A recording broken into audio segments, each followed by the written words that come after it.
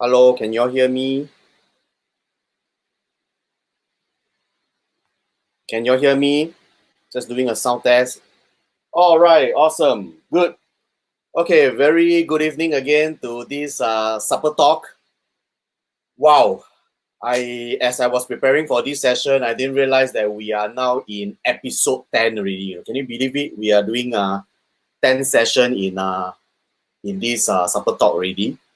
And today we are quite fortunate to have a very young and promising chat from AAG, this Teresa Tan's team under the Landed Dynamic Alliance Group.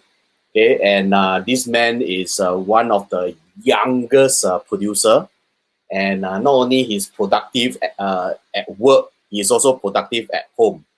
So today I'm going to introduce you to our what the whole group call him the F4. So hello Geryl. Hey, hi everyone. Can you speak up so that see we can hear you? Can you all hear me? Okay, we can't hear you. I think sound issue. Can you try again? Wait, let me bring down the music in my background.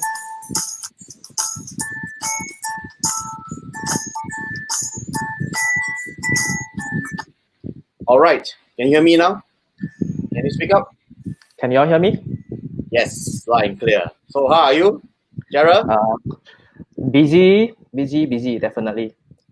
You know, when I first was introduced to you by Teresa Tan, he told me that you are one of his most promising up and coming young leader. And I remember Teresa call you F4. And I can see from all the chat group, everybody call you hi F4. So tell us, why did they call you F4? F4 simply means father of four. I actually have four boys. Yeah. Wow, indeed F4, father of four. Wow, I got three already, cannot count him already. How you manage so many? Harmony. Luckily, it's all boys probably, so they can get along together, and then they don't. As long as they don't fight, everything is coastal clear. Right. It's amazing because I heard that you're not only productive at work, you're also productive at home. And at home, of course, how old are you, by the way? I'm 39, just turned 39 in April. 39, you got four. That's Yeah. like you giving child every 10 years, no? I started early. Rather early, yeah. Fantastic. That's why I was saying that you are one of the youngest leader because I remember when I first met you, they introduced you as one of the leader. I think she told me you are the HOD of the Landed Alliance Group, right? To lead. Can you tell us more about your role in Landed Dynamic Alliance under Teresa? Okay. Basically, Landed Dynamic Alliance has been around for 15 over years with very good track record. So basically, what my role as a deputy HOD right now, which is so grateful for Teresa and the team for promoting me to head DYHOD. So basically, my immediate task is actually to groom the next generation of lender consultants in LDA. Amazing. I look at you, you're really so young. I wish I joined real estate as young as you. And then see, now you're all ready. 4 kids already, 4 family settled. Now career is flying up. So waiting for the next step to groom more producers, groom more. Yeah, Lim say, what? You look so young. She couldn't believe you got 4 child. New haircut. Awesome. So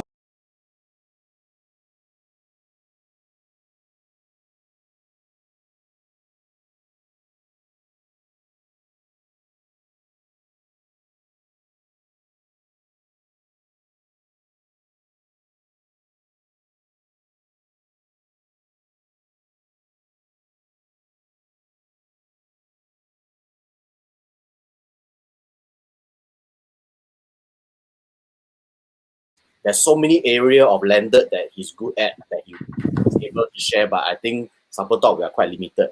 So, and wow, we have 206 of you here. Wow, great, man. My first time speaking to so many people. Yeah, the best part is that you only see me and you, so you won't know that they exist. Correct. So what happened is that after we discussed up and down, and then he started to floated this topic of envelope control. So he was sharing with me that this envelope control actually is something new and has a lot of interesting angle to look at from the perspective of landed property. And of course, he feel that this is something that those of you who are doing landed should know. And why am I bringing in a landed topic into Supper Talk also? Because I noticed at Supper Talk, we usually have a lot more people coming on board. Somehow that family all settled, so nighttime they can view. And why landed topic is very important is I can tell you, after this circuit breaker is over, there will be the landed property market will be the one that is likely the most resilient. I can't say the same for condo and those supply that is many in the market. You hear developer potentially may cut price. You hear a lot of resale owners may reduce their price. But for landed, it's quite resilient. And also, even if there's a good deal out there, it would be in and out very fast. And after this circuit breaker is over, I can tell you a lot of people wish they have a bigger house, right? You ask Calvin Sito, you know that every time he send photo of him playing in his landed this car park porch for his kids, and this is the period that people start to think, yeah, we need more space. So I firmly believe after circuit breaker is over, the landed market will have a renewed interest where you see more buyers coming in, and especially those who make a lot of money from stock market. I can tell you this period will have people who make a lot of money from stock market. Of course, there are people who lose money. So that's why today I'm very glad that Geryl is able to share with us this awesome topic. Geryl, you want to tell us more about the topic that you're going to share today? Just give us a bit introduction about the topic. So basically, the 3 weeks that we have ding dong here and there is because landed as a whole is a very broad topic. Number one. Number two is that it took me the past 10 years, and I'm still learning the ropes of being a landed agent, despite the fact that I've been in the business for 10 years. So it is not something that we will be able to really share so easily just through a 2 to 3 day course or even a 1 to 2 hour type of lessons. So I had a lot to think to where do I actually pick up a topic, and how do I condense the syllabus such that people can actually benefit from the session, especially those non-landed agents, because the jargons that we use in landed properties may sound very foreign to a lot of agents who don't do landed. So that's where the whole idea of coming up with a brand, so-called a small topic on envelope control come about.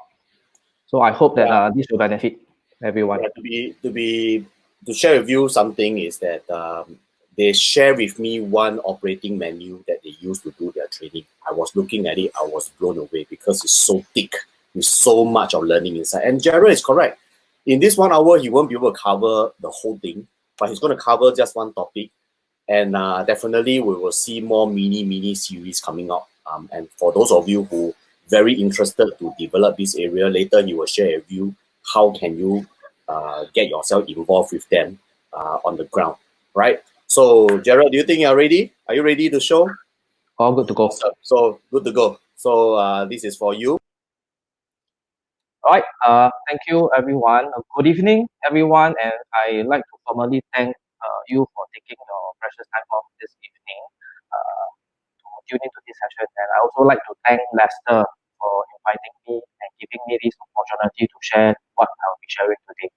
All right. Let us go to the slides first.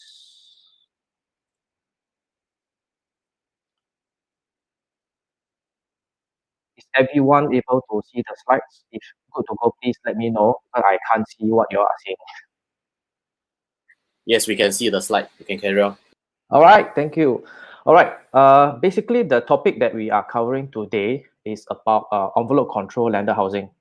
So, some of you may wonder, so what exactly is envelope control landed house all about, and what difference does it make to a normal landed house that we see on the street, right?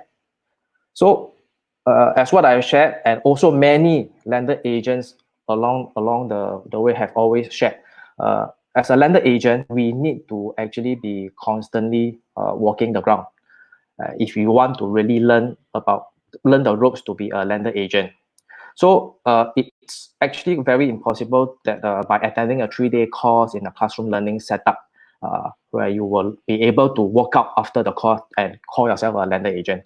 All right. So therefore, the whole objective that I have actually put up today is actually I hope that especially for the non-landed agents, this after this session this evening, you will walk away with the ability to identify at least one or two unique features of an envelope control lender house.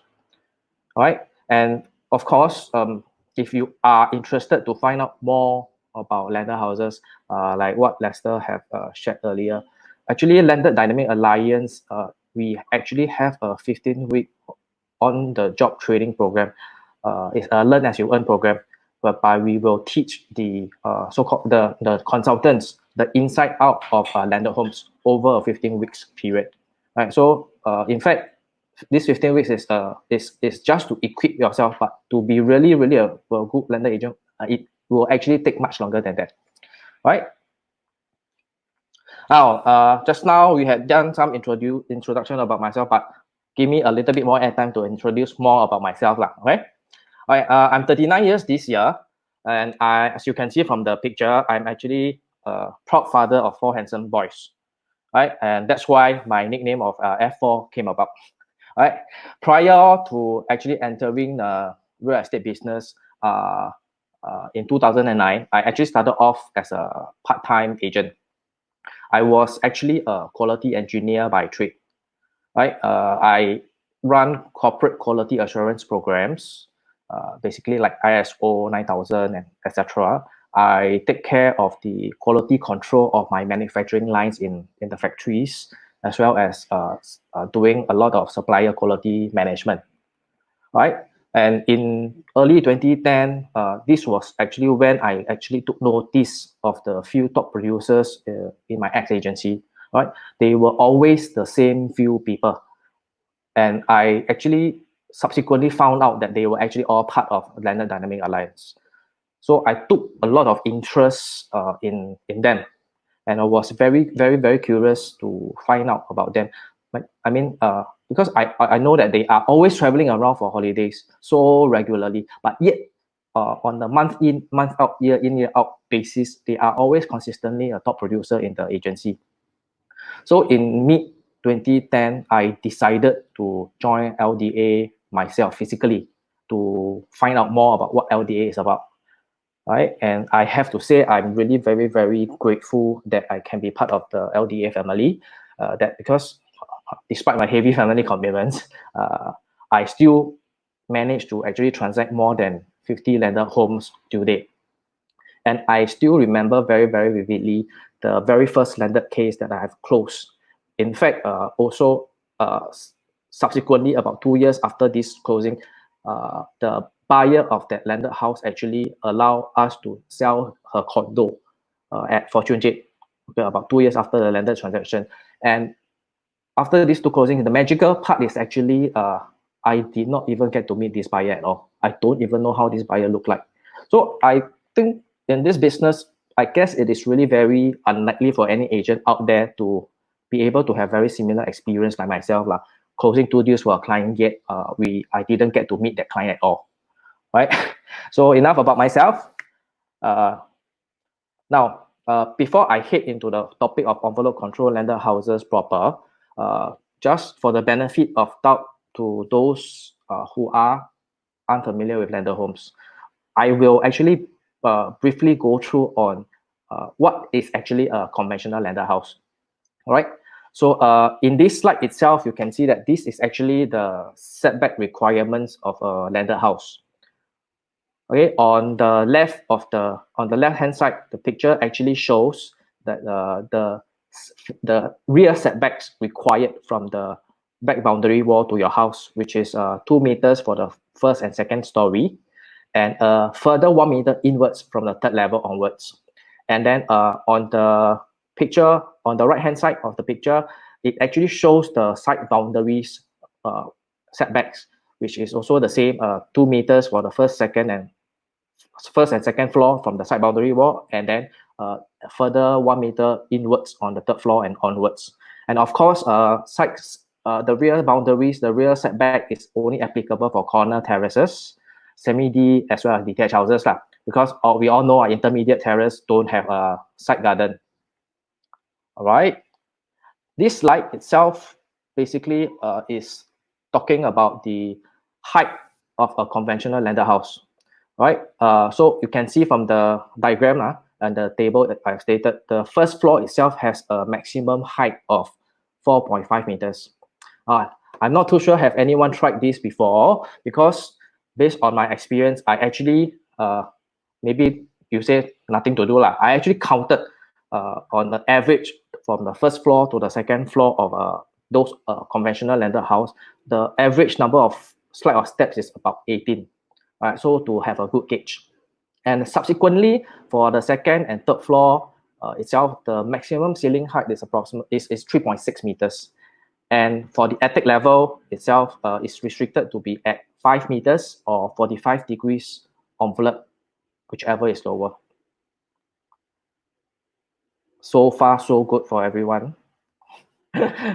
The contents of the slides are actually very, very dry, I suppose. And so it's actually going to be quite difficult to visualize the slides that I'm talking about, especially for the next few slides, which I will be touching on the envelope control.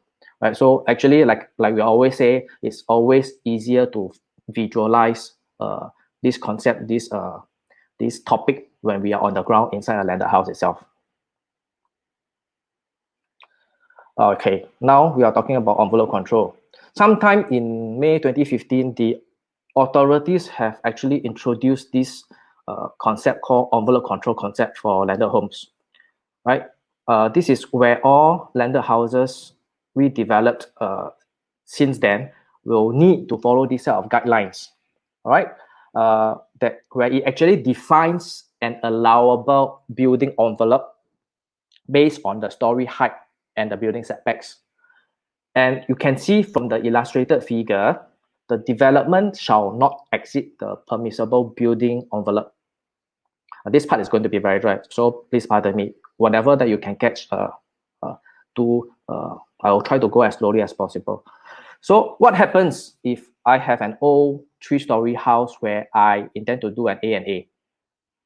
So based on the URA regulations, all new A&A for existing landed houses approved under the previous conventional landed housing guidelines will need to comply with the permissible building envelope in the envelope control guidelines, and where the existing building already exceeds the permissible building envelope, the new A&A shall not further increase the building bulk. And under the envelope control guidelines, overall building height is actually based on the allowable number of stories and the floor-to-floor height in meters.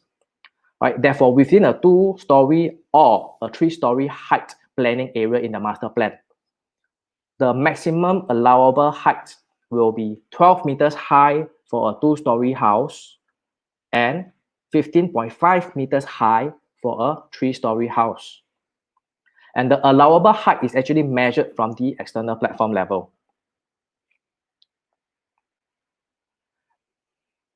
Mezzanine flat floorings, mezzanine level are actually no longer required to be kept below 50% of a typical floor plate. And there is actually no restrictions on the windows opening on the front facade of the mezzanine floors. But the main thing here is that mezzanine shall be designed within the permissible building envelope stipulated for the landed housing estate it is in. And the design, the proposed headroom space of each floor shall promote good internal space quality for residential living. Hope that you are still with me. In general, the last few slides on envelope control parameters basically means that you can build as many levels as you like within the envelope control space, as long as you have considered the comfortable headroom space ideal for residential living. And these spaces actually also includes the attic space and the roof terrace considerations. Now, I just want to highlight, we are not architects or builders. So therefore, these are actually just general knowledge for us. Good to know the generic concept, but we don't want to deep dive into the specifications. All right. So if, let's say, you have any buyers or you have any prospects who are planning to buy a landed house to tear down and redevelop, and they ask you about all these questions, please do refer them to the professional for advice, people like the architects and the builders. All right.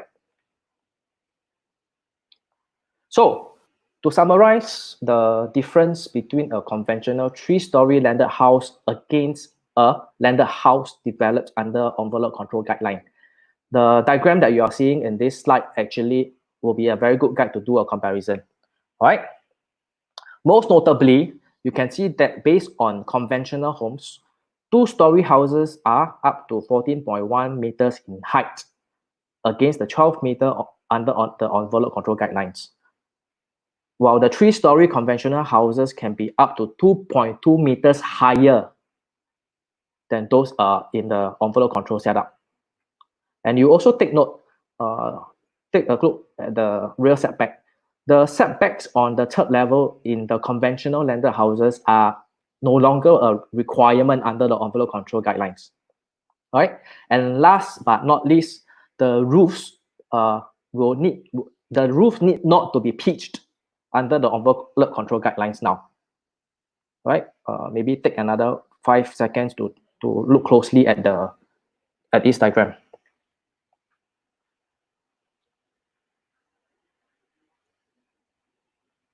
So, in a nutshell, envelope control design in layman terms simply means that this concept of redevelopment of landed houses is done using a volumetric approach guided by the permissible building envelope.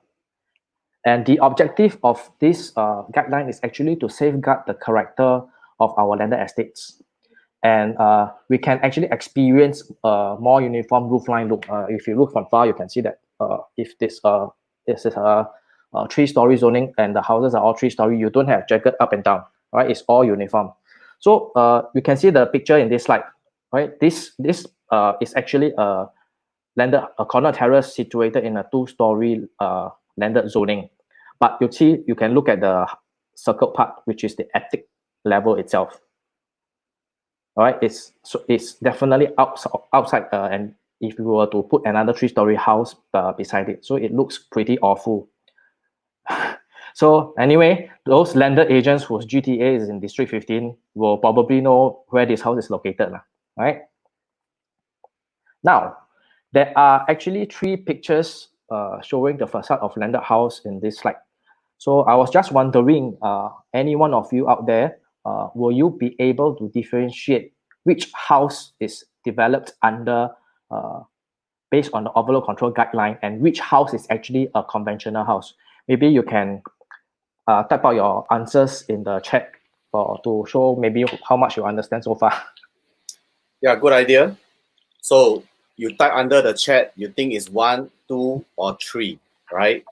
If it's an envelope control program, you think that house is built under envelope control, you type in the number. Okay. Which one do you think is under the envelope control? So we got answer coming in already. Okay. Okay, so Tiffany says 2. Okay, anybody else got answer? Okay, Richard says 1. Anybody else? Charin says 2. Helen Tan 2. And wow, more answer come already. Okay, Mel Ong 2, Louis 2, Nicholas 2, Janet 3, Roy 1, James 3, Siulan 3. Wow, wow, wow, wow, wow, wow, wow, wow, wow, wow. So many answers I cannot catch in time. Anyway, So, 3, 2. Okay, so you want to tell them the answer? maybe we carry on. I mean, I will not disclose the answer now. But I just want to, from this exercise itself, it's actually quite obvious to say that it is actually very, very difficult for a layman to understand what's the differences between a conventional lender house against one that is being developed under the envelope control guideline, right? So let alone, I mean, for agents, let alone the buyers lah. So the only way that we can really point out the main differences is to be more involved in landed, walk the ground, see more houses, right? So you're actually, not going to tell us the answer.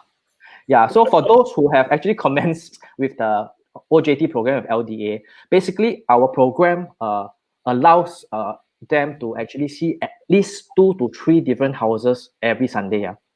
So imagine a period of 15 weeks, they are exposed to about 45 different landed houses.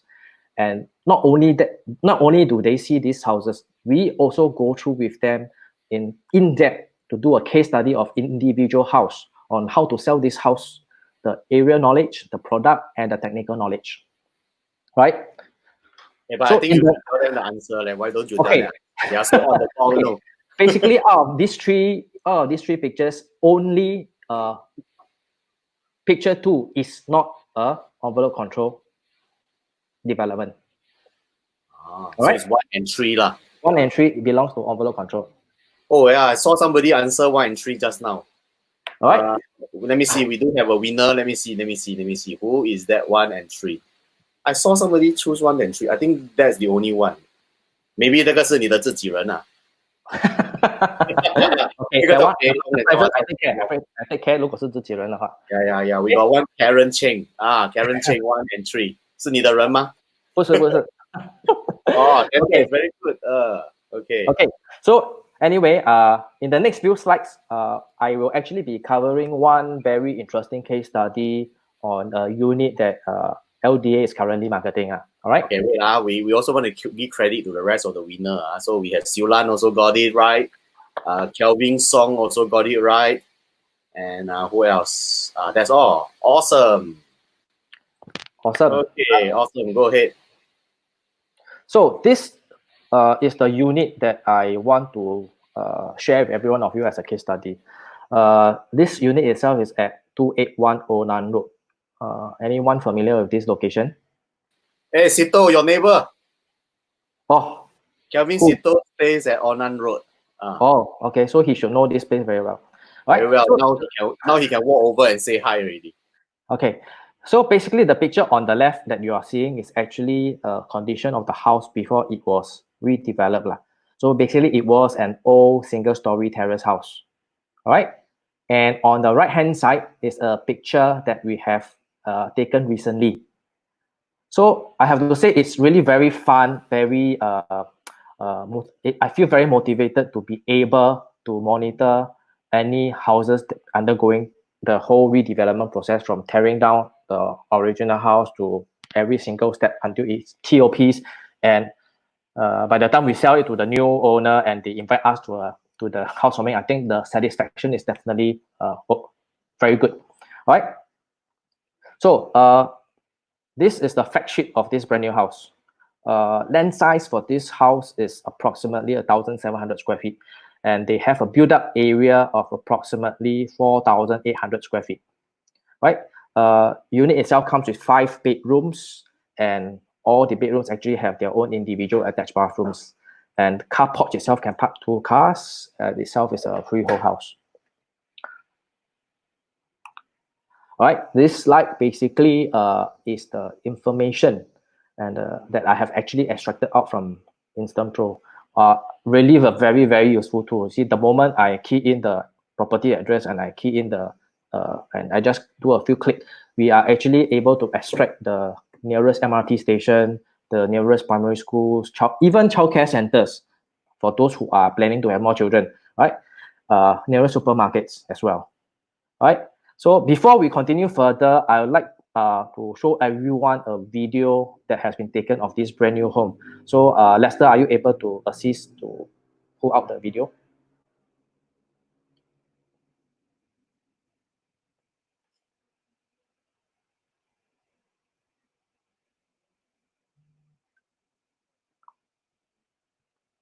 Is it in progress already?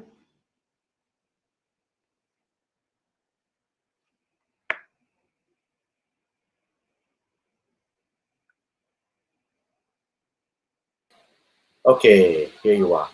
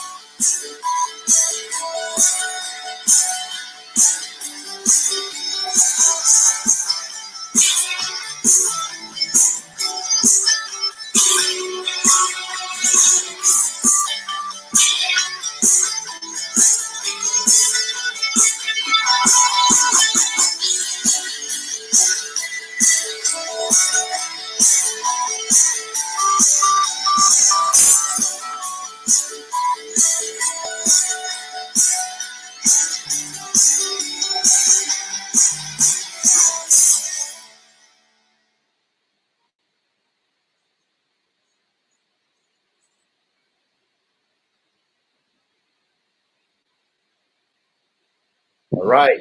You want to share your slide again? Okay. All right. So how do you all find this house after seeing this video? Nice, nice. Now, the next slide. So basically, if you can see that the entrance of this house is actually elevated by approximately about 1 meters high. All right, I have circled out that portion, and actually, this is a very common sight that we can find for brand new landed houses, especially for those in the east, right? And this elevation is actually subjective to the different locations. Meaning, if you are building a house in Opera Estate, for example, and you're building a house in Mayor Road, for example, there could be different requirements in terms of this elevation required.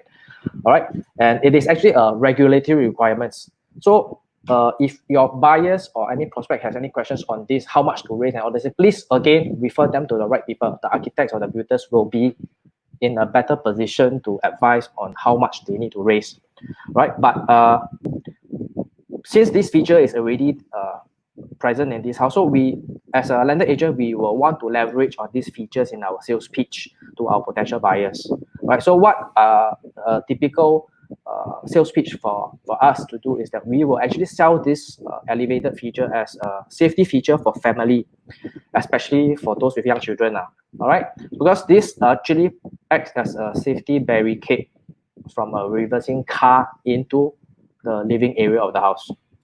All right, and also for those who park head in, you notice that if there is no elevation, the glare of the headlights coming into the car porch will actually be quite bad. So with this elevation, it actually reduced the elevation quite a lot.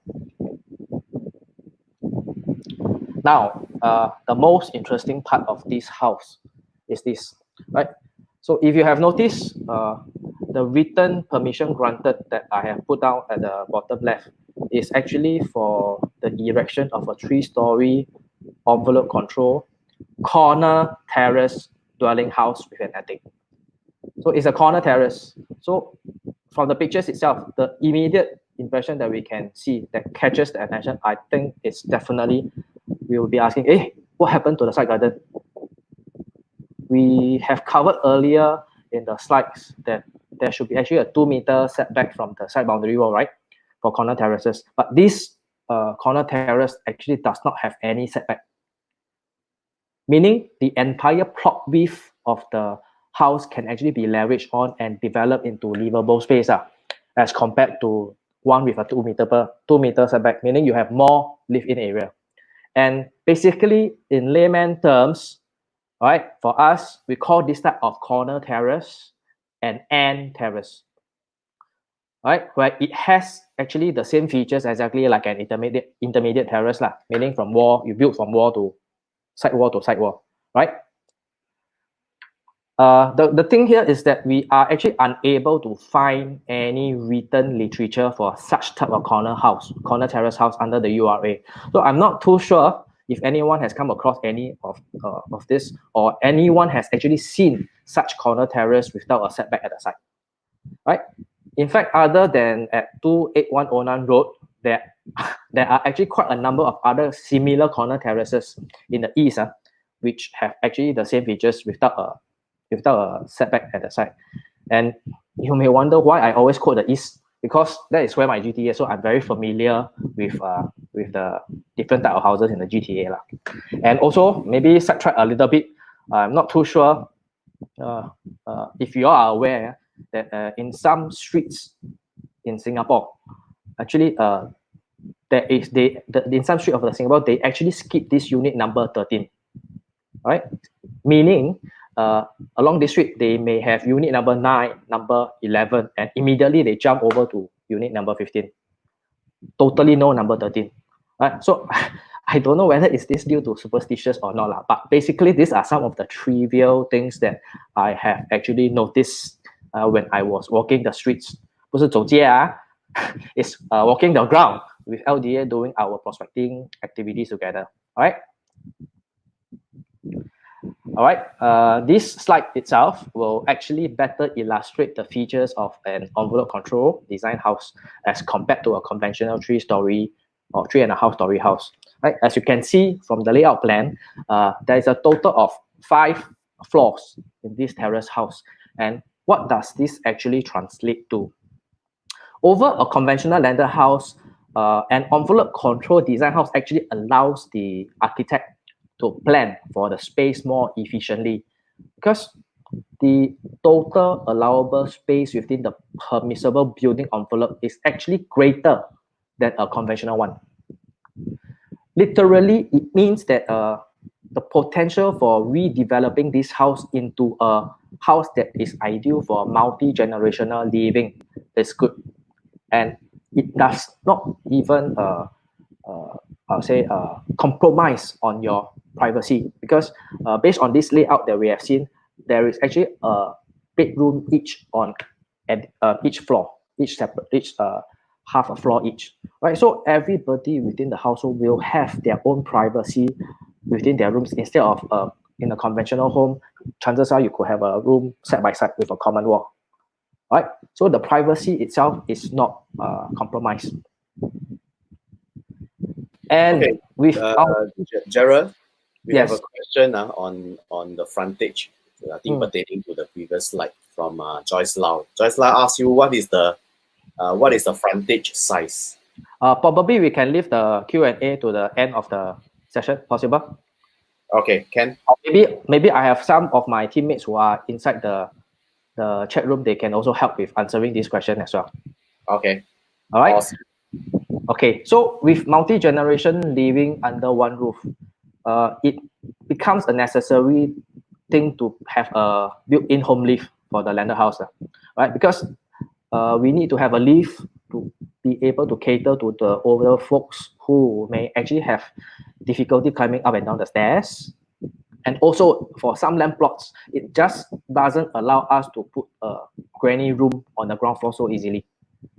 So on a side note, just a quick touch and go, there are actually two basic types of lifts, a mechanical lift and a hydraulic lift. So if any one of you would like to find out more about lifts, home lifts, you can actually go to Google about home lifts, right? Because I tried out and I actually found there are actually quite a number of vendors out there in Singapore, and you are actually able to collate quite a fair bit of information. All right. In fact, the one of the builder has actually quoted us an estimated figure of $80,000 to build a lift in one of the old terrace house that we are actually marketing. So the $80,000 actually includes the lift vehicle itself and all the structural works involved. All right.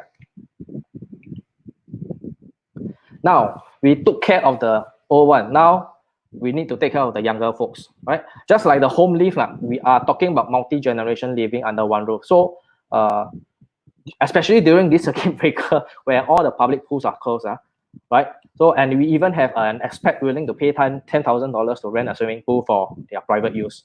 So having a pool at home is actually very helpful, very useful as well. You can keep the children occupied, and even for adults like ours, we can actually enjoy a cool dip under the warm weather in Singapore, or enjoy a glass of wine while we are in the pool enjoying the sunset, right? So you can see from the picture, 281 Onan Road, this pool itself is located on the attic level, or what we call in layman a rooftop pool, just like the one at MBS. So in general, a rooftop pool itself is considerably more expensive to build as compared to a pool that is on the ground level. Why is this so? Because the structural works involved in putting up a pool up there where it's super heavy, as well as the amount of waterproofing that we need to take care is where the cost is. All right. Comparing to a pool that is on the so-called ground level, it may be cheaper to build. However, not all landed houses we are able to build a pool on the ground level because of the underlying sewage line, right? That's restricting the construction of a pool. I think R&R has Rest and Relax actually covered a little bit during one of our sessions. I shall not go into much. All right. So this same builder that I have mentioned earlier has actually given us an estimate quotation as well to build a pool in one of our very old semi-detached house for sale by the side, at the side setback. And then the figure that was quoted to us is about $150,000, which is inclusive of all the structural works, the tiling works, and all the necessary equipments like the water pump for the pool itself. All right. The pool view is very beautiful. Now, I know this developer track records itself is a little bit out of the topic, but I just want to highlight a little bit on this aspect. Why would I say track records of a developer is a very important consideration when we are selling landed house, right? Because this buying a brand new landed house is unlike purchasing a new launch project, right? Purchasing a brand new landed house actually does not come with any defect liability period, because these transactions are done under private treaty. You get me? So therefore, a trusted developer itself with a good, very good track record will be actually a very important sales pitch to be made to the prospective buyers, because buyers will be concerned, who am I buying this landed house from? Because typical landed developers, they are not developers like CDL, like the big developers. They are usually the smaller boutique size developers, but a number of them have actually a very long history in the business. So their track records is something that we need to highlight to our prospective buyers, right? So anyway, if you guys would like to find out more about this property, 281 Onan Road, or who may have any potential buyers who may be keen in this property, you can always give us a call. Pre-call you a bit, okay? All right. Next slide. So it comes to a question. I believe a lot of landed listers will always find this a very common encounter when we always meet buyers who always say, "Oh, I want to buy a old landed house myself. I want to build myself. Because developer sells so expensive, I build myself is cheaper and I can build according to my preference." But is this really the way to go? Right? I like to use 28109 route as a case study to do the sums. Right? The land size of 09 road itself is approximately 1,700 square feet. And if you are familiar with transactions in the area, a single story landed terrace house of this size is going to cost on average 2.3 million, right? This is on average. There are units that are going higher than, of course, there are units that's going a little bit lower, but on average, it's about 2.3 million. And if I were to use the quotation given by the developer I mentioned earlier for an old terrace house, right? That house that we got a quotation for is actually for a 2.5 story zone terrace house, right? So bear in mind that is a 2.5 story. This is a 3.5 story, right?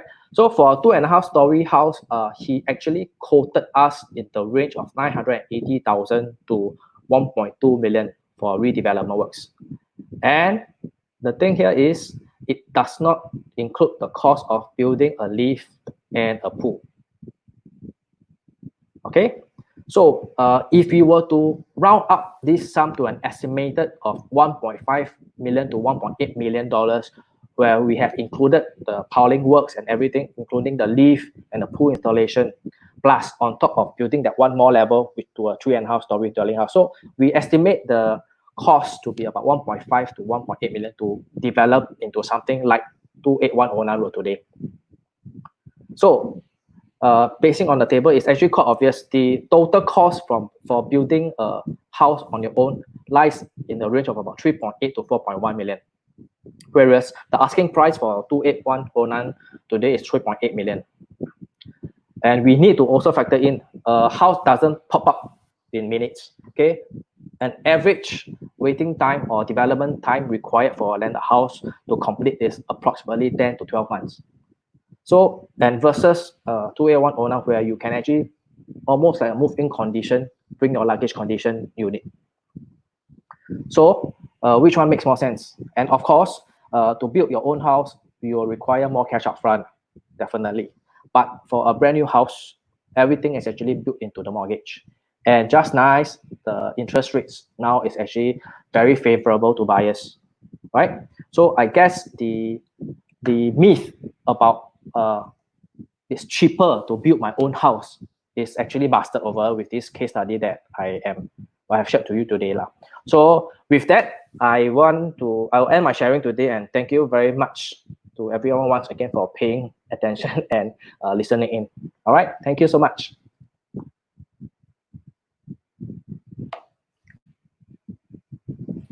All right, great sharing. And this is any question for Geryl? Any question? Now is a Q&A time. If you got question, right, this is the time to show your question.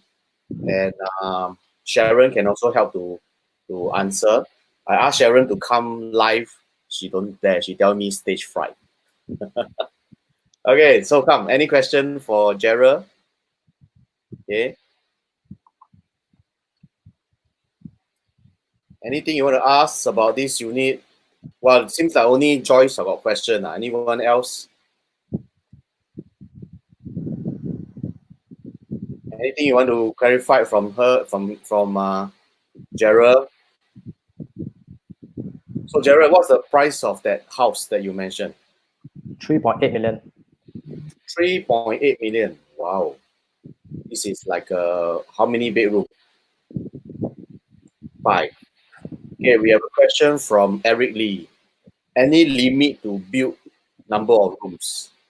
Right, okay, as I have shared earlier on, the whole concept of envelope control is you can build and staff as many rooms, as many levels within that volume that you are given. Right? Of course, when you are building, you have to be comfortable for living. That's the whole concept. So they just want to control the overall height, but they don't. Even if you build a single-story terrace house with 12 meters or 15.5 meters, they also will not stop you. All right? Right. Okay.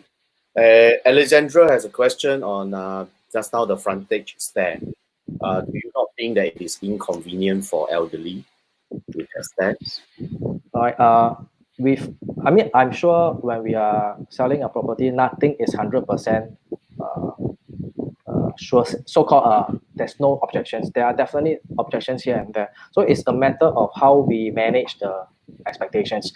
If we say it's not convenient for elderly with the frontage, are there solutions that we can actually provide at the end of the day? So there are other platform lifts or chair lifts available out in the market. So you just need to these are actually available in the when you Google on lift home lifts.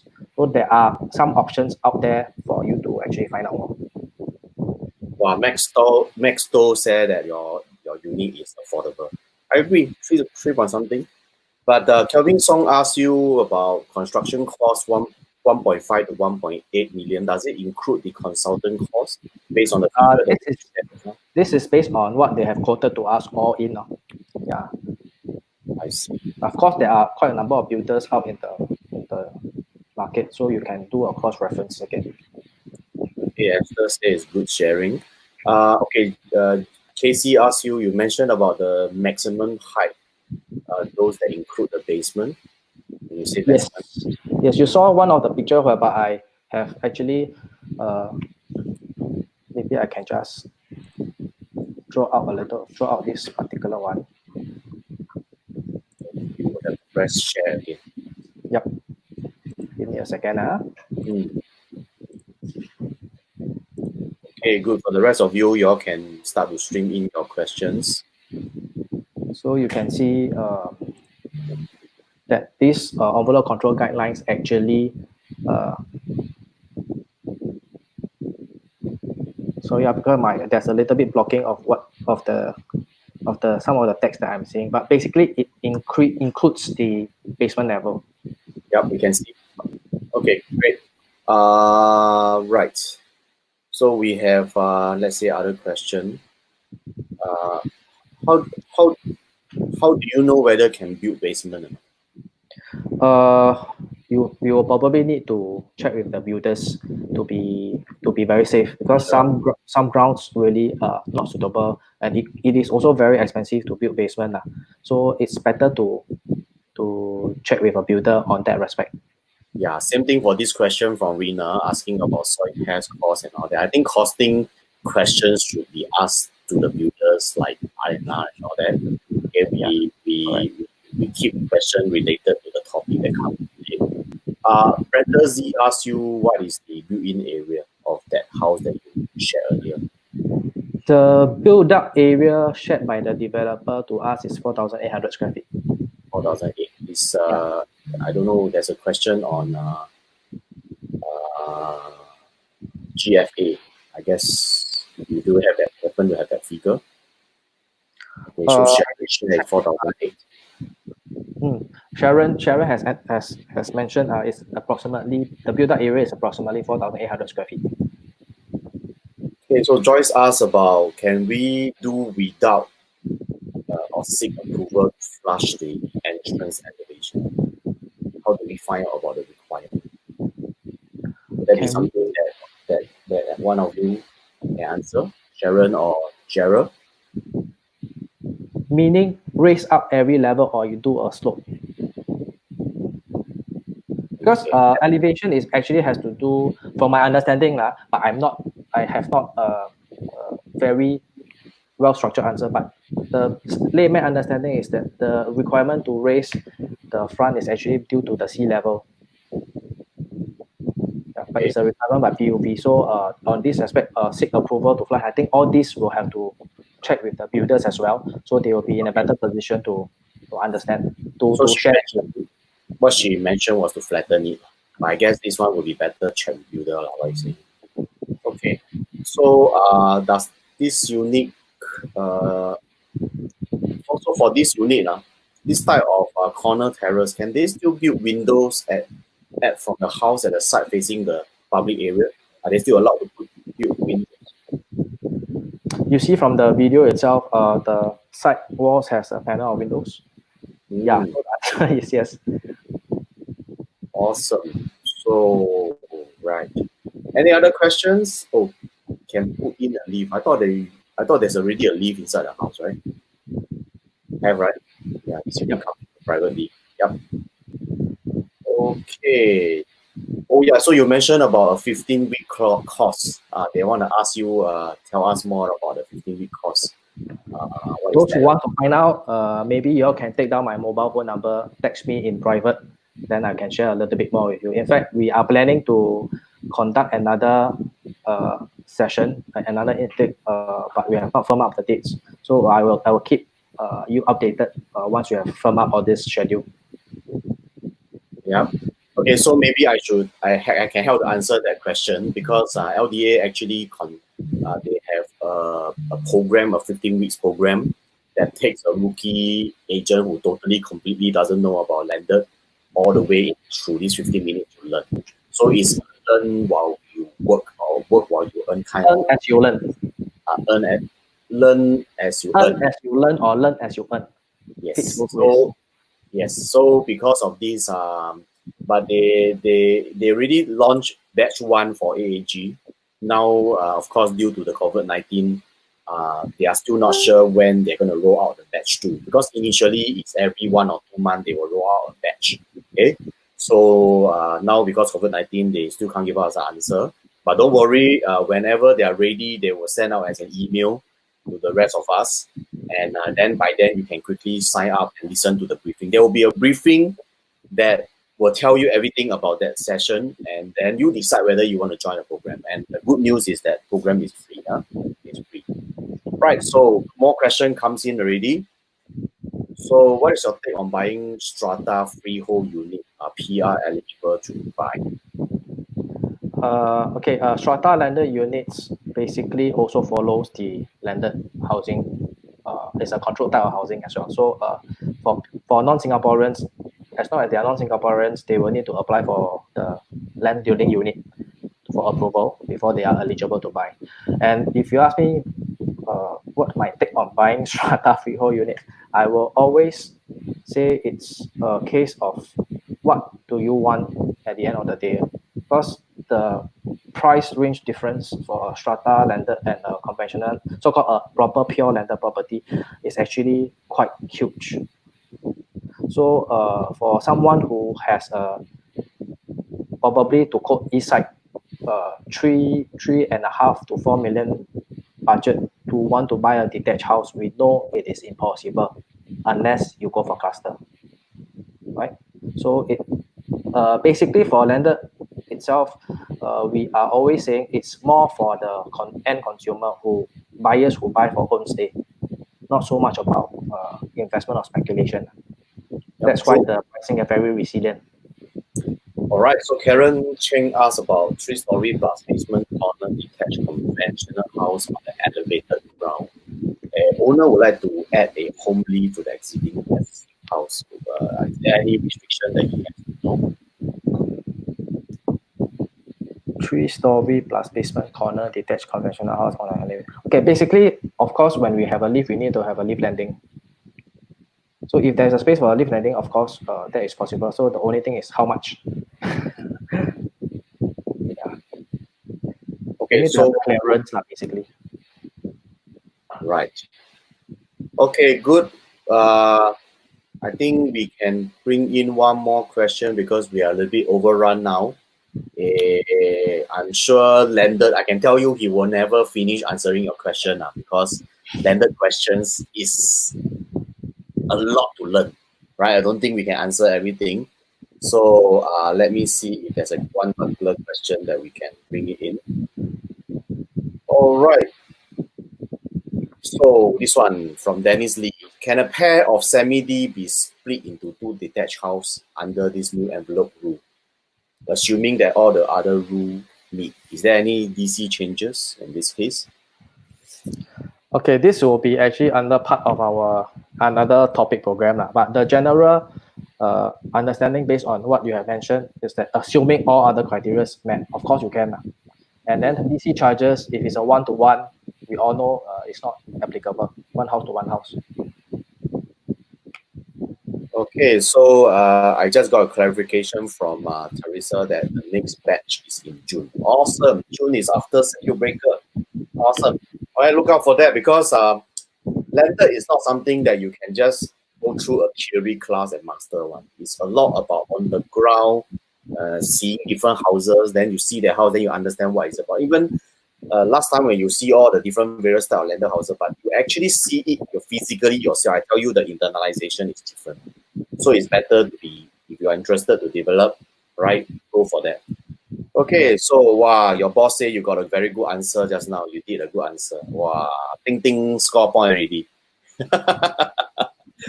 Okay, awesome. So that concludes the supper night tonight. I think I wish we have more time, but we have been warned that landed has too many permutations, so very difficult to answer for tonight.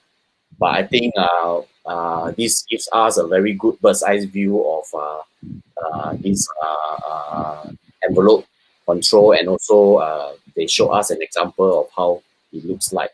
All right, so unfortunately we can't take any more questions because overrun, but feel free to engage Geryl at the next chat, right? So awesome. Thank you very much, Geryl. Thank you you. need to take down my number. Maybe you can take down my number is 9278 772. All right. All right, can get in touch with me. Fantastic. So thanks for sharing. Okay. Good night, everybody. Good night.